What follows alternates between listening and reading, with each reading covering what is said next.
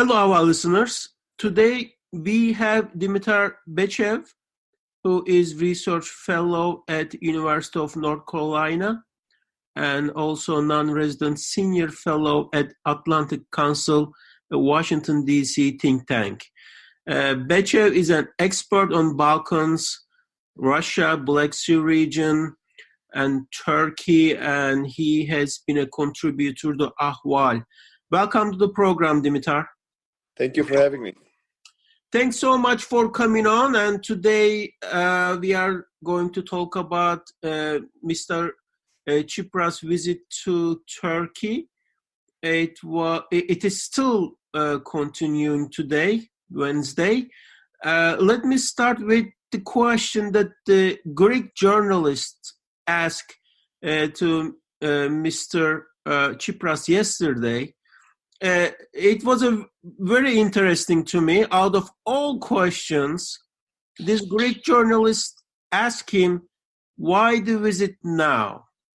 Why did he ask this question?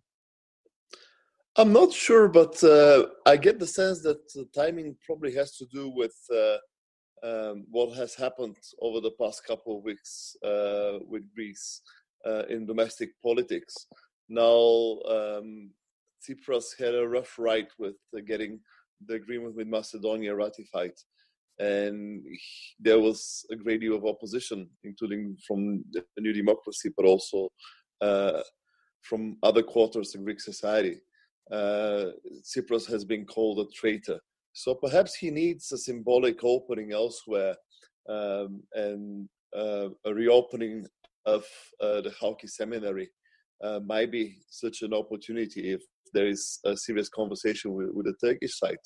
In other words, if Tsipras gets a win on this front, then he can respond to criticisms he's facing over the Macedonian issue at home. Now, Tsipras is, of course, facing an election for the European Parliament in May, and there will be another general election in September. So the domestic scene is heating up in Greece.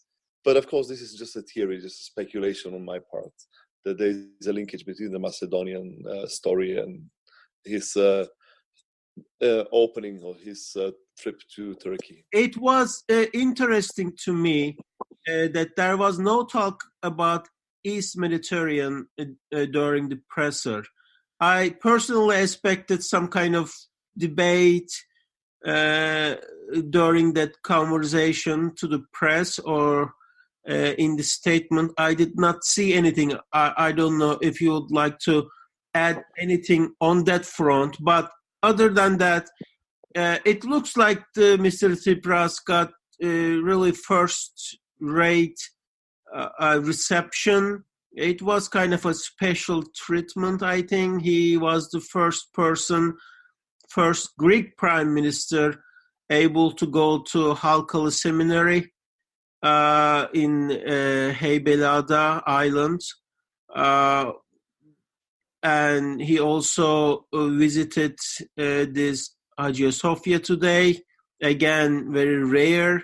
What is this special treatment coming from? Well, maybe he has an offer on the table and he's coming with the message that he can deliver to Erdogan. Something that is helpful or valuable to the Turkish leadership.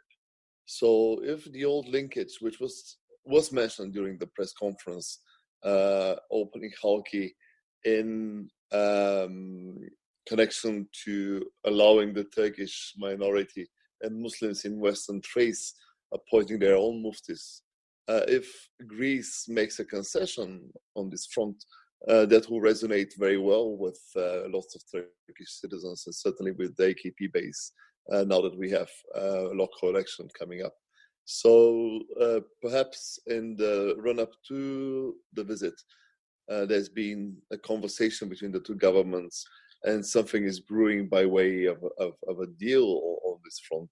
Now, I was surprised myself that there was no clear reference to the Eastern Mediterranean, because at the end of the day, that's where the security tensions are at its highest.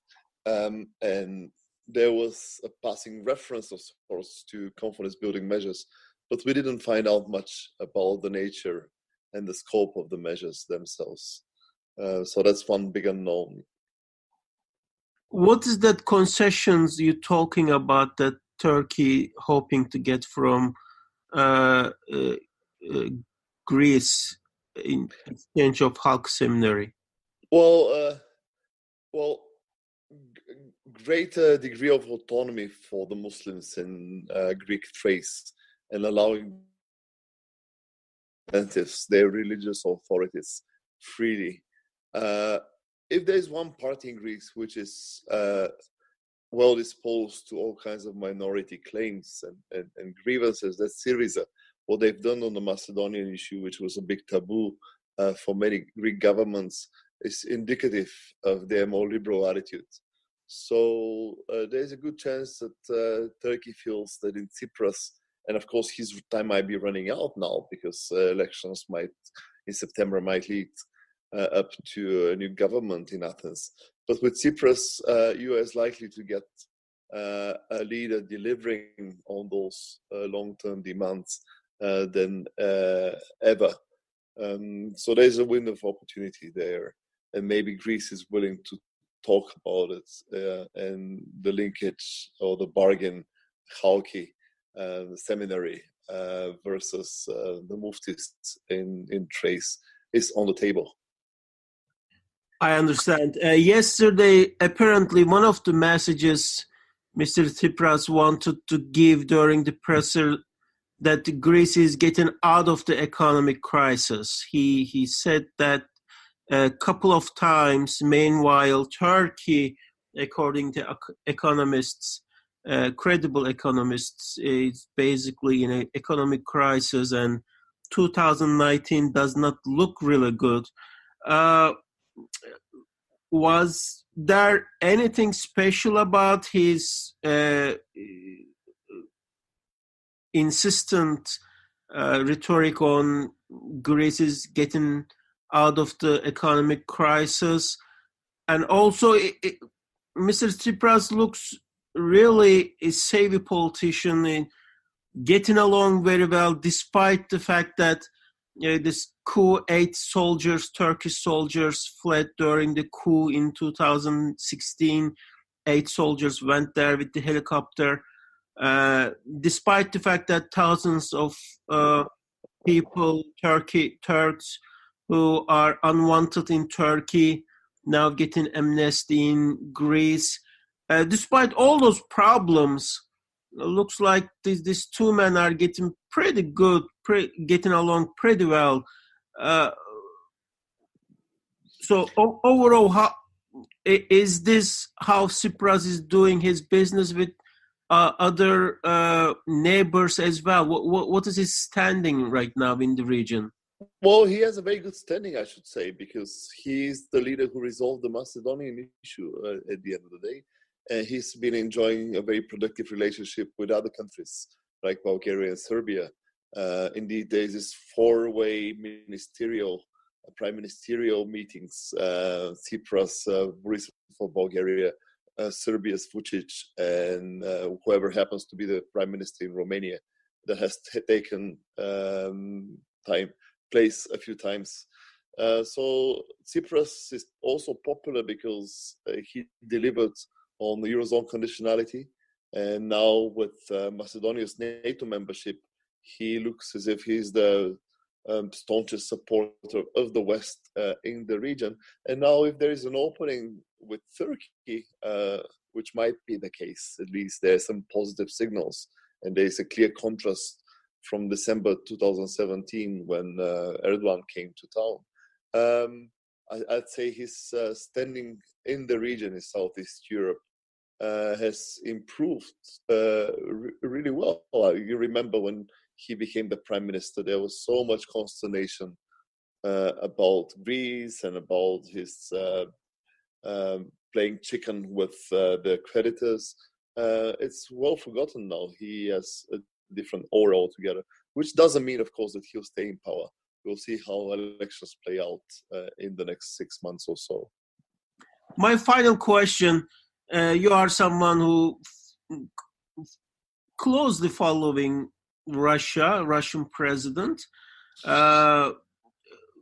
In the beginning, it looked like Tsipras government is very close to Russia, and now it appears that is getting along very well with U.S. U.S. is we have seen many great statements coming from U.S. military commanders about Greece and U.S. officials in Cyprus as well.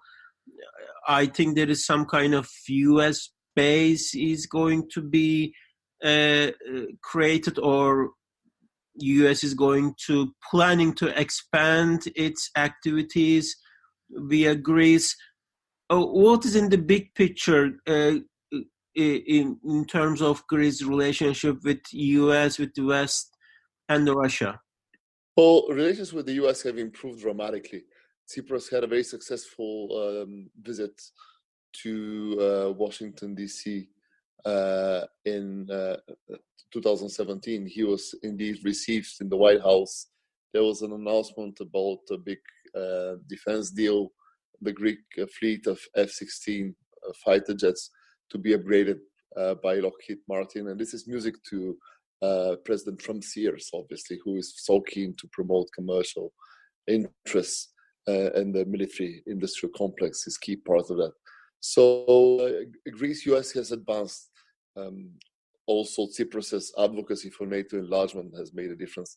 And it's amazing given that he is a politician of the left who started his career campaigning against NATO membership, who would have imagined that he would end up being a promoter of the alliance in this part of the world.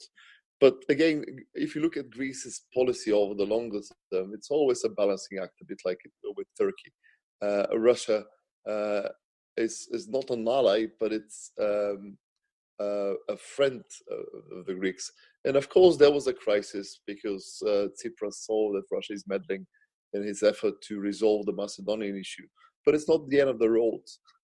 There was a visit to Moscow a couple of months ago, and Tsipras still hopes that all the energy projects with the Russians are still on the table, even if it seems the Turkish stream, which is a separate conversation altogether, we can have another episode of the podcast. It seems that Turkish stream will go through Bulgaria and Serbia, not through Greece. But the Greeks are open, and they'll continue the dialogue with the Russians, and which is more of the same, I guess. Greece remains committed to the Western alliance, and it wants to get the benefit of being a friend of the US, but it won't just burn bridges to the Russians. It's amazing to see these two different politicians, Mr. Tsipras and Erdogan. Erdogan, who started his career as very pro-West, pro-US. He went to White House even before he became prime minister in Turkey. Now he ended up pretty much anti-West and anti-US personality, whereas Tsipras, you described to us. Thank you so much for coming on today. We learned a lot from you, and hoping to continue this discussion very soon. Thank you so much. Thank you.